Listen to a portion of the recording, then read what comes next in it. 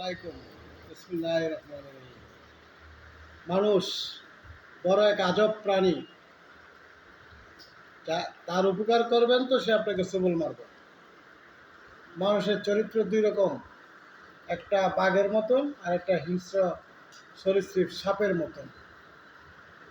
যার চরিত্রটা বাঘের মতন, সে হঠাৎ রাগ উঠলো, হঠাৎ কামড় দিল, তার রাগ শেষ, সে বলে দেয়, এইটা তার বেশিক্ষণ থাকে না। আর যেই মানুষের চরিত্র সাপের মতন,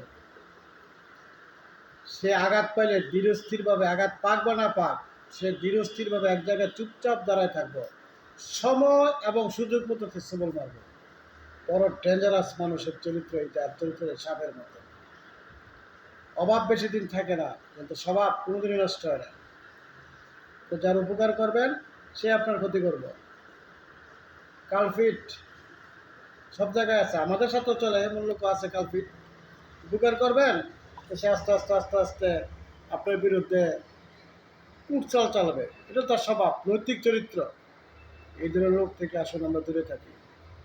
মানুষের উপকার করবেন তো মরবেন। সবাই ভালো থাকবেন। আসসালামু আলাইকুম।